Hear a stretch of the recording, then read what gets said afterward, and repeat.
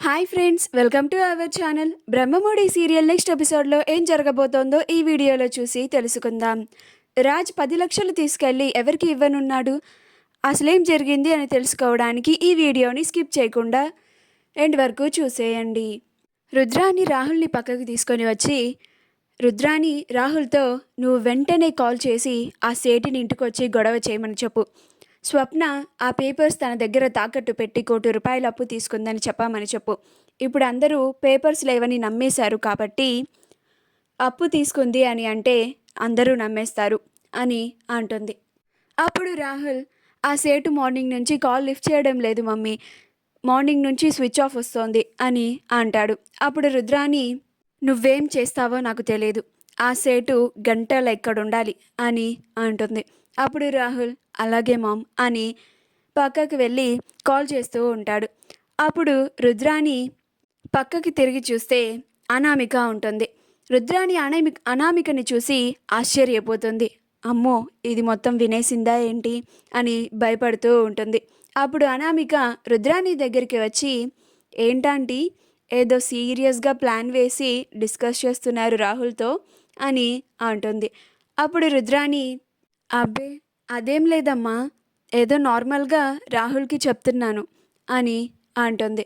అప్పుడు అనామిక, నిజం చెప్పండి ఆంటీ, ఆ పేపర్స్ని మీరు కానీ కొట్టేయలేదు కదా అని అంటుంది. అప్పుడు రుద్రాని ఆశ్చర్యపోయి, నేనెందుకు అలా చేస్తాను, నాకేం అవసరం, అయినా మా నాన్న కేవలం స్వప్నకే హక్కు ఉండేలాగా రాశారు, ఇంకా ఆ పేపర్స్ని తీసుకొని నేనేం చేసుకుంటాను అనామిక అని అమాయకంగా అంటుంది.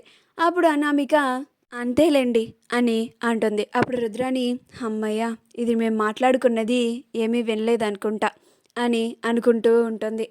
అప్పుడు రాజ్ ఇంటి బయట నుంచొని ఆలోచిస్తూ ఉంటాడు. కావ్య పైన బాల్కనీ నుంచి రాజ్ని చూస్తూ ఉంటుంది. ఏంటి ఈయన ఈ టైంలో కింద నుంచొని ఏం ఆలోచిస్తున్నారు, ఎందుకో ఆయన టెన్షన్ పడుతున్నట్లుగా కనిపిస్తున్నారేంటి అని అనుకుంటూ ఉంటుంది. అప్పుడు సుభాష్ వచ్చి, ఇదిగో రాజ్, నువ్వు అడిగిన 10 లక్షలు అని అంటాడు. అప్పుడు రాజ్ ఆ 10 లక్షలను తీసుకొని, అలాగే డాడ్ అని అంటాడు. అప్పుడు సుభాష్, ఇలా ఎంతకాలం అని ఇస్తూ పోతూ ఉంటాం రాజ్ అని అంటాడు. అప్పుడు రాజ్, తను వచ్చి గోల చేయడం కన్నా ఇదే బెటర్లే డాడీ అని రాజ్ కార్ ఎక్కి వెళ్తూ ఉంటాడు. అప్పుడు కావ్య పైనుంచి ఇదంతా చూసి, ఆయన ఎవరికి 10 లక్షలు ఇవ్వడానికి వెళ్తున్నారు, ఈయన వెంట వెళితే బాబు గురించి ఏమైనా తెలుస్తుందేమో అని కావ్య కూడా వెంటనే కిందకి వచ్చి తను కూడా కారులో వెళ్తూ రాజ్ని ఫాలో అవుతూ ఉంటుంది. రాజ్ ఒక చోట తన కార్ని ఆపి సూట్ కేసుని తీసుకొని బయట నుంచొని ఎదురు చూస్తూ ఉంటాడు. అప్పుడు కావ్య కార్ దిగి రాజ్కి కనపడకుండా గోడ వెనకాల నుంచొని అంతా చూస్తూ ఉంటుంది. ఎవరి కోసం ఈయన ఎదురు చూస్తున్నారు అని అనుకుంటూ ఉంటుంది. రాజ్ చుట్టుపక్కల ఎవరన్నా ఉన్నారేమో అని చూస్తూ ఉంటాడు.